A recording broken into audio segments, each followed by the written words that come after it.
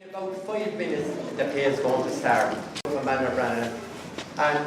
when I was very young, I remember my mother and granny going over like these handies in the churchyard and walking around to the graveyard.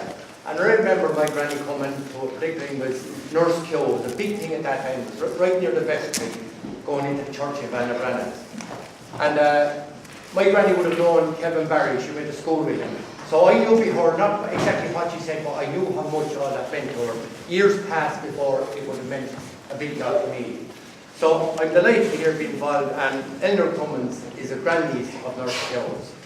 She wrote and has done all the work on this, not just Ireland, but I see her, she's done bits in America and everywhere around. So she's big into all parts of the theatre in it for years. Now there'll be parts of the play where they're coming on and they say, hear, hear in parts of the play. And we want everybody to say, hear, hear, the very same Latin chord at that time, okay? And there's another little part, what's another saying, there's hear, hear, and? I think that's it. Or whatever way. Yeah, there's a point that comes, there's another thing I think where to say something, just repeat it again. Like, don't just hit the audience, live the part as if you were in the court at that time, okay? Try them out, just a quick Yeah, Hear, hear. Hear. That's now perfect, louder. Hear, hear. Or must be getting deaf. That's it, like currents were like that. So let's start ready to start anyway, okay? There's seats up here as well.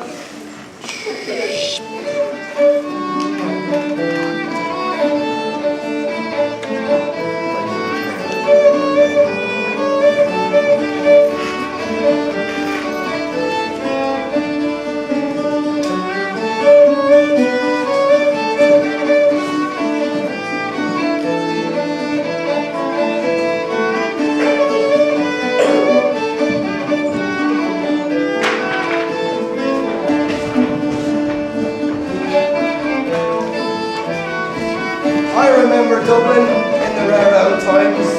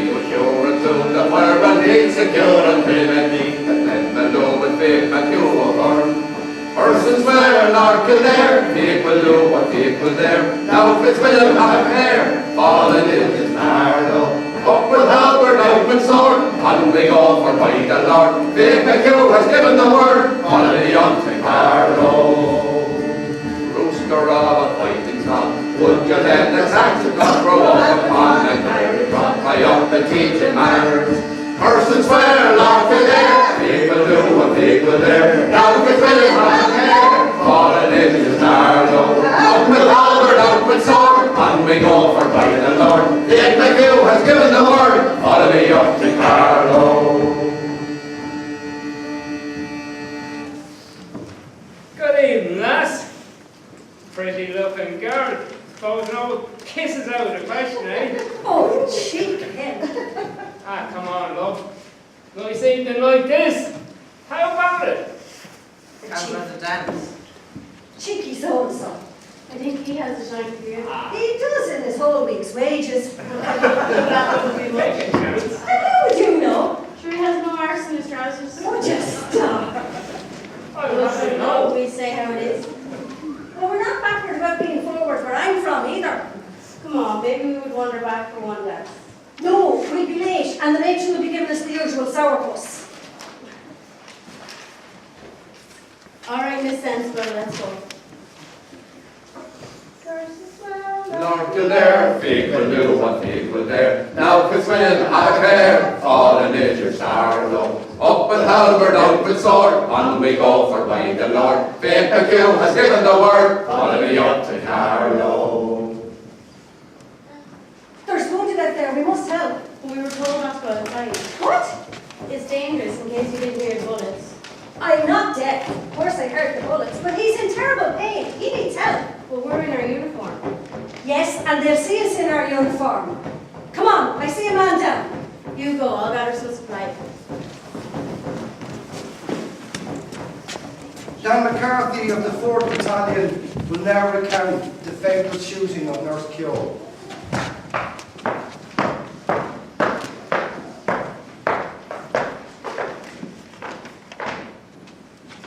Looking back, I think better defence arrangements could have been made for the South Dublin Union.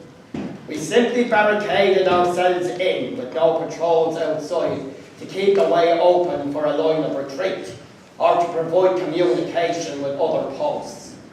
When discussing the question of defence with Joe McGrath later, we felt it served us right, since we did not place ourselves in positions of responsibility. The front of the building that we occupied was defended by 2 volunteers, Jim Kenny and myself. And the back, which faced onto the canal side, was not defended by any men from the South Dublin Union garrison, as it was felt that the Marylebone Lane garrison could not cover that. To our surprise, a British military party appeared in the corridor and we opened fire on them. How we got there without being attacked from the Marylebone Lane garrison, I can't say. There were only 2 of us there. We opened the door and fired. Since there were only 2 of us in it, having fired on the military party, we decided to get out of the building. Kenny went one way to the right, and I went to the left. Kenny was fortunate to reach the nurse's home where the defence was, but I was wounded. Evidently, the British party were taken by surprise when we fired at them. And they seemed to have lost their heads momentarily, because a nurse in full uniform opened the door and came down the stairs. They fired the nurse and killed her.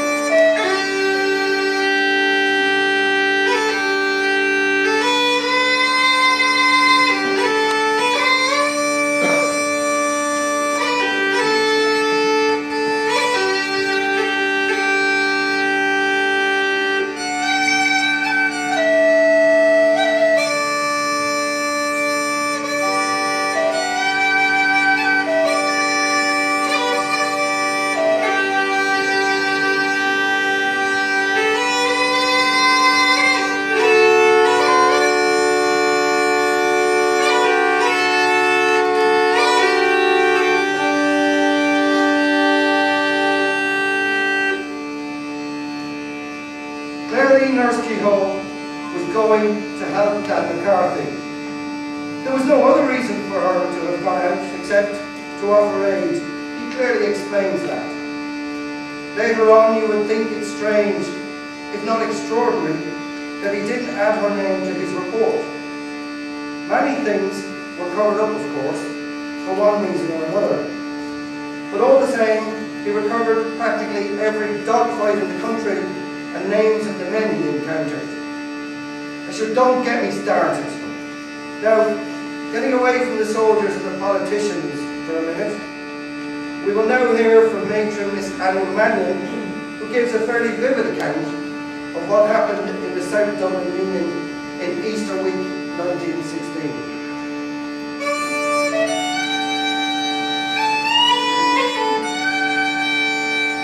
I remember Easter Monday, 1916. I went to Belfast for the day. On the return journey, I heard there was trouble in Dublin. When we got in, I reported for duty to the South Dublin Union. It was around midnight on Easter Monday night. The place was in darkness, and I was refused admission. The following day, Tuesday, I then reported for duty through the Rialto Gate, and saw that all the wooden buildings were occupied by the volunteers. The nurses told me everything that had happened the previous day. I went up to my residence, which was beside the mortuary, and there I met Miss White's maid, Blundell, a very religious old soul. She told me that the volunteers had come to the house. They hammered on the door. She was so frightened. She went to the window and she told them she couldn't let them in because she was there on her own. But they demanded that she open the door in the name of the Irish Republic. And they came in and took possession of the house. However, she told me they did not stay very long. Evidently, it was not very satisfactory because there was no back entrance and there was a high wall at the back, so there was no means of getting out. So they went down to the front. They left it to the nurses' home. Also on the Monday, a crowd of volunteers led by Cosgrove came in through the James Street gate. They went straight to the nurses' home because all the nurses were in bed asleep. They had been on night duty. They were given very little time to get up, gather their belongings, and get out. The volunteers occupied the gate lodge and the telephone, and the main gates were barricaded. On Tuesday, we were in a state of panic, not quite knowing what to do. All our food stores were down at the front, near the nurses' home, and we were anxious to get food up to the mental patients at the side. There was much coming and going and toing and froing. And then we had a horse and cart, a kind of ambulance. And the man who was driving it, he carried a stick with a red cross and another red cross on his arm. As far as I can remember, all the volunteers had occupied the acute hospital, the number 1 hospital, and the hospital, I think it was the fever hospital. The British military were wandering about the place. They hadn't quite taken up any definite positions. But the one building I do remember that they occupied was the acute hospital. This is the hospital opposite the convent, where Nurse Kehoe was shot by the British military.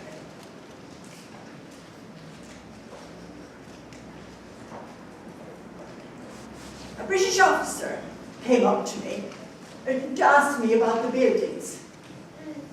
He pointed out one particular house, and I said that belonged to the assistant master. And I told him it was an officer's residence.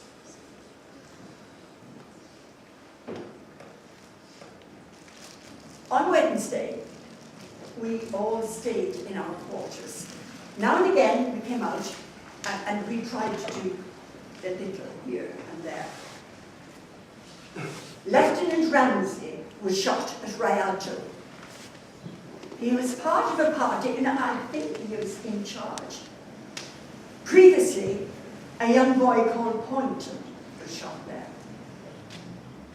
And then Ramsey was shot in turn. We did not witness any skirmishes between the volunteers and the British military because we were confined to our quarters for security reasons. But we could hear a lot of shooting from the old men's house. That's the Royal Hospital of Kilmainham. The whole administration of the South Dublin Union was thrown into total confusion during Easter week, and any patients who died had to be given a temporary grave. Afterwards, the evacuation, they were removed to a permanent burial place. Ramsey's body was brought into one of the wards, and the military came and took it away in a car.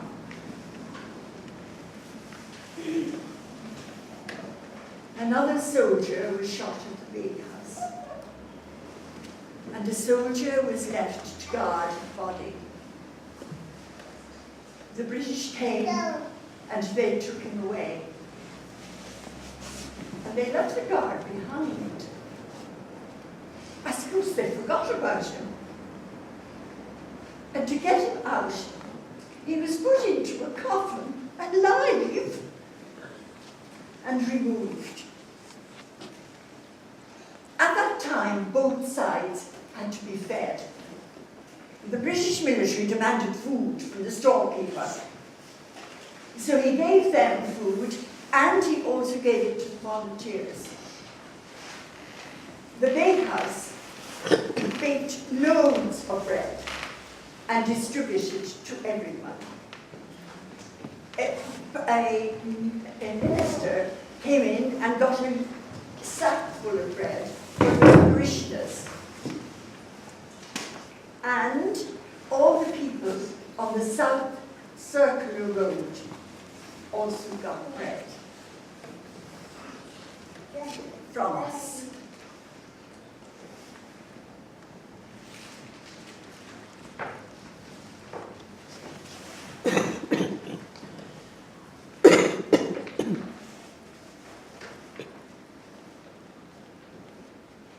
I was taken to a ward where chronic patients are accommodated and put to bed there. At this time, I had discarded my rifle, but I had in my possession a revolver, the military had, and one of them threatened me by showing me his bayonet. The officer intervened and said, "Stop that." With that, one of the chronic patients shouted, "He has just put a gun under his pillow." The officer then took charge of the gun. I was taken to another ward and kept there for some time, being well treated by the hospital staff, and particularly by Nurse Stack. She did everything that was humanly possible for me. Towards the end of the week of the rising, the South Dublin Union officials applied to the military for permission to have me taken to Marion Square for x-ray. In response, the military replied, "If he is fit to be removed to Marion Square, he is fit to be removed to Dublin Castle Red Cross Hospital." I was taken by ambulance to Dublin Castle Red Cross Hospital, and to my surprise, another wounded volunteer was in the ambulance also. I recognised him immediately as Cathal Brewer. He was put under Sir William Taylor and I was put under Surgeon Houghton. Although I was badly wounded, Surgeon Houghton, as a result of the x-ray, decided not to operate. "Let sleeping dogs lie," he said. Although he was a unionist, I must say that he was most attentive to me. Even when the British Army gave orders for my removal to Kilmainham, he protested. He told me that these people had ordered my removal, and it was against his wishes, as I was not fit to be removed. However, I was taken to Kilmainham, and later to Cunsford subsequently. I was transferred to Frangoch and then to Reading. In my opinion, the 1916 rebellion was a blood sacrifice. The men who signed the proclamation knew that they were finished. Nationality was at a low ebb at the time. The war was on, and the citizens of Dublin cheered the fellows going away for the North War.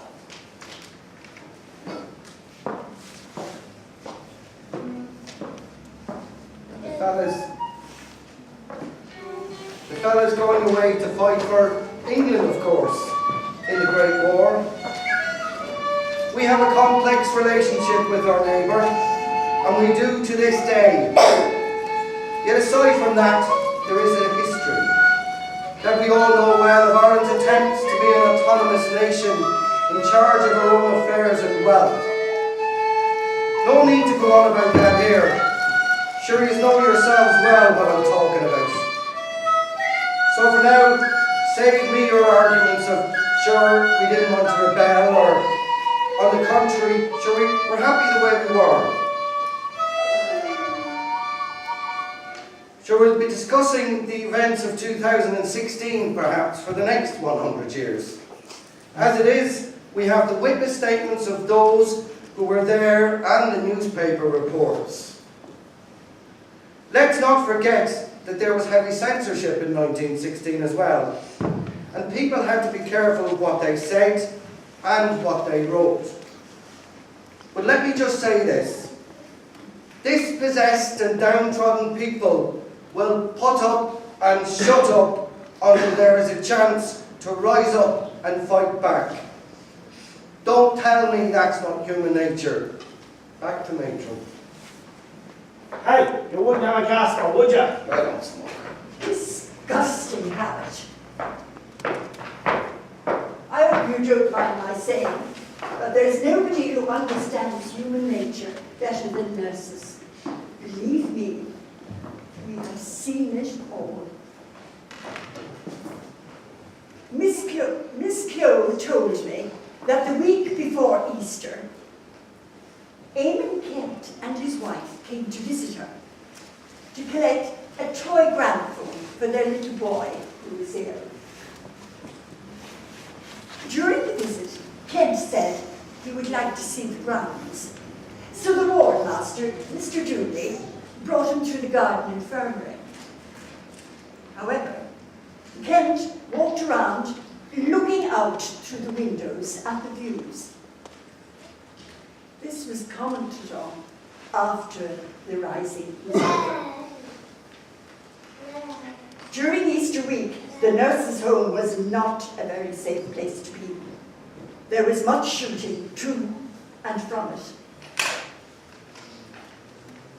The houses on the South Circular Road overlooked the South Dublin Union.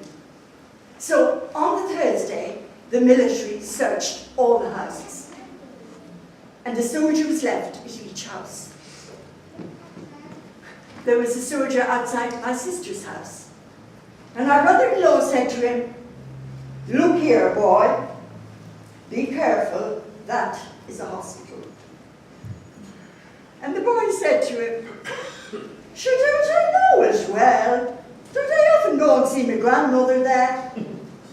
He was a Dublin boy, of course. At the back, an officer, or perhaps a sergeant, was looking out through the window. And someone said, "Be careful." And he had just taken in his head when a shot came from the nurse's home. The mark of the bullet is still on the windowsill. And he was very, very fortunate.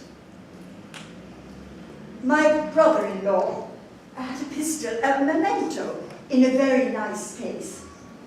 And the British military took it. He asked back for it many, many times, but he never got it. I found a piece of paper on the ground. It was obviously a list of names of those who had been on duty. The only name I can remember is French Mullen.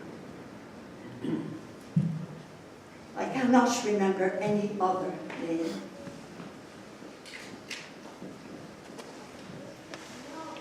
These days on the news, we see so much war and carnage, and it seems far away from us. But if you consider it all, you'd have to say what a terrible thing war is, and indeed, what a terrible shock it must have been for Margaret's family to hear the news.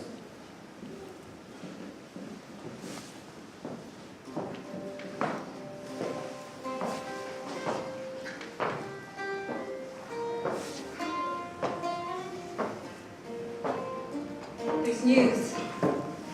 It's Margaret.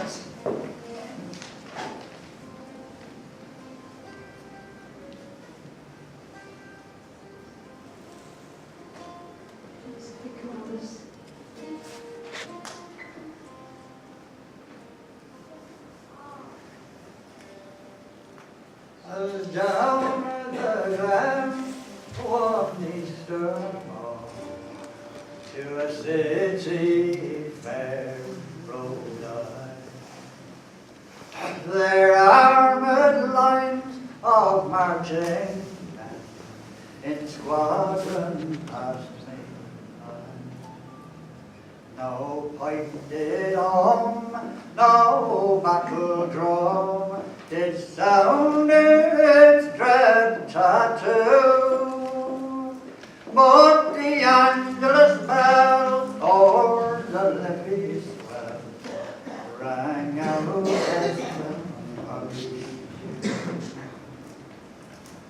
right proudly high over Dublin town, they hung out their flag of war. 'Twas better to die neath an Irish sky than at Sula or Studentine. And from the plains of Royal Meath, strong men came hurrying through, as Britannia's guns with their long-range guns steamed in through the foggy dew. Oh, the night fell black and the rifles cracked, made perfidious Albion reel. In the leaden rain, 7 tongues of flame shot over the lines of steel. By each shining blade a prayer was said, that to Ireland her sons be true. When morning broke, still the war flag shook out its folds in the foggy dew. 'Twas England bade our wild geese go to fight in the Great War, so that small nations might be free. Their lonely graves are by Sula's waves, or the fringe of the great North Sea. But had they died by Pierce's side, or fought with Calbrew, their graves we keep where the Fenians sleep, neath the shroud of the foggy dew. Oh, the bravest fell on the funeral knell, rang mournfully and dear. For those who died that Easter tide in the spring of the year, while the world did gaze in wild amaze at those fearless souls but few who bore the fight that freedom's light might shine in the foggy dew. as back through the glen I rode again, and my heart with grief was sore. For I parted with those women and men who I never shall see more. But to and fro in my dreams I go, and I kneel and pray for you, for slavery fled, oh glorious dead, when you fell in the fight.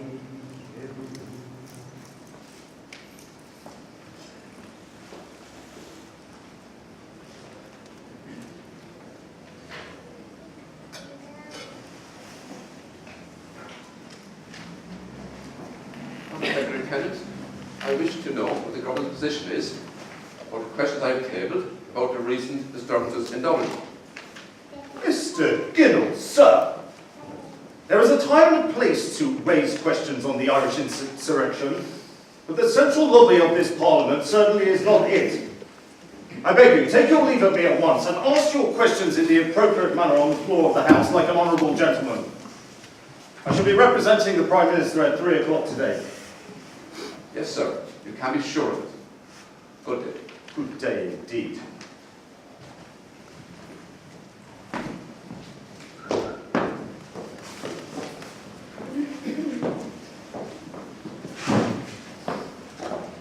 The issue of Nurse Kehoe's death didn't rest for long.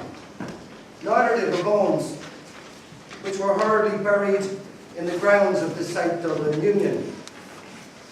Her death became a matter of political discussion and was raised during a debate in the House of Commons on June the 22nd, 1916. Order! Order! I call on the Right Honourable Mr. Ginnell MP for the Irish Parliamentary Party. Hey! Whoa. Mr. Speaker, I want to know whether the officer who gave the order to shoot anybody entering a certain corridor in the South Dublin Union, or the soldier who, in obedience to that order, shot Nurse Kehoe through the heart, has yet been tried in any court, civil or military. Also, whether any notice was given to the nursing staff to avoid the corridor in question. Whether Nurse Kehoe, when shot, was wearing her nursing uniform. Whether there is any reasonable thinking she was acting in any other capacity other than that of a nurse. Here, here. And whether the King's regulations empower any officer to order the shooting of, or any soldier to shoot, through the heart, Nurse Kehoe, wearing her uniform and practicing her profession. And what the intention is of the government to do about it. I call on the Right Honourable Mr. Tennant MP, the Under Secretary of State for War, to respond on behalf of the Prime Minister. Thank you, Mr. Speaker. In reply to the honourable gentleman, I must state that the circumstances connected with this case have been very, very carefully and exhaustively inquired into by the investigating authorities. Yes, they have, with the evidence of military and civilian witnesses having been taken and openly reported. Yes, it has been definitely ascertained, Mr. Speaker, that this most regrettable incident involving the good nurse. Yes, the remaining portions of the questions therefore do not apply. And the government has nothing further to say on this.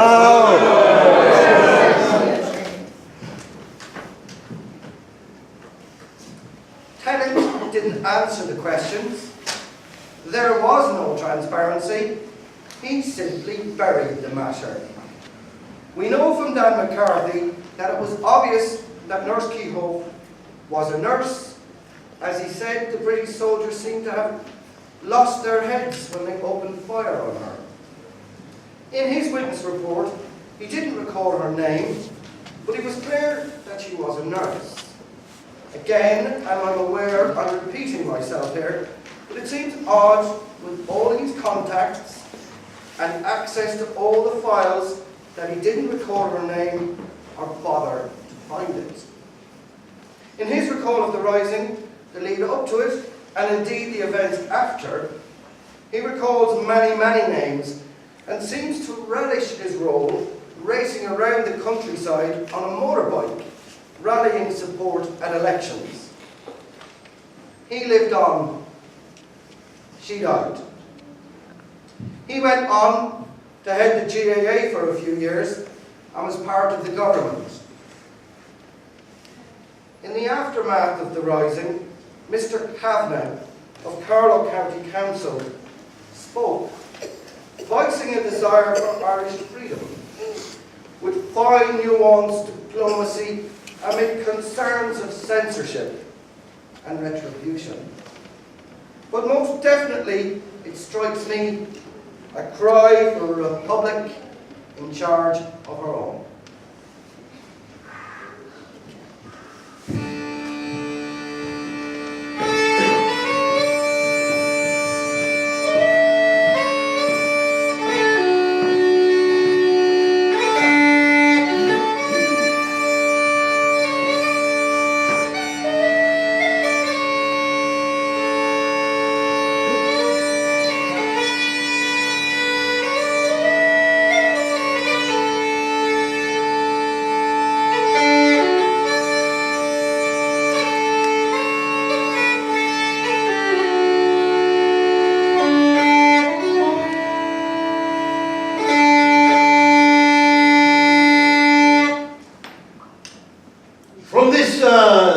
Dark and gloomy background, there comes to me, at any event, one ray of hope, one bright possibility for the future. There are two groups of Irishmen who can, I believe, save Ireland from the wreckage of her fallen hopes.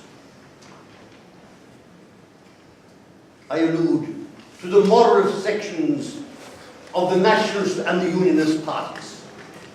This is no time for extremists on either side, or even politicians. It is a time only for moderation and reconciliation. If these two sections of Irishmen can come together and put aside politics, party considerations, and come together, then we will have peace. Hear, hear. We will have a settlement. We will have an Ireland that we want and that we want her to be. An Ireland for all of the people. Then, I believe, from the wreckage of Ireland's fallen hopes, and from the ruins of her own fair fame, there may come together these two groups of Irishmen. And if that reunion occurs, if that joining of Irish hearts and Irish hands can come together, then we can, all of us, nationalists and unionists, join in that great national prayer in its fullest and truest sense. God save Ireland! God save Ireland!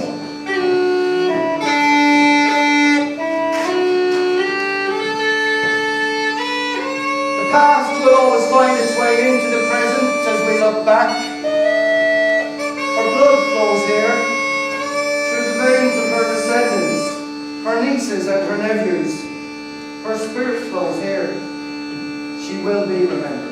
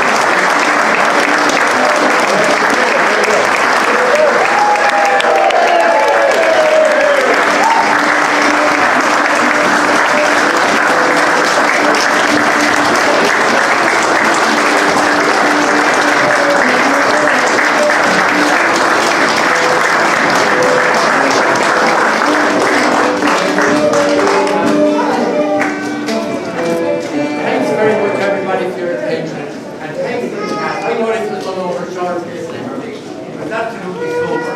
Well done there, Elder Cummins. Leave for the hall and Paul Horan. Absolutely brilliant. And the children were so good.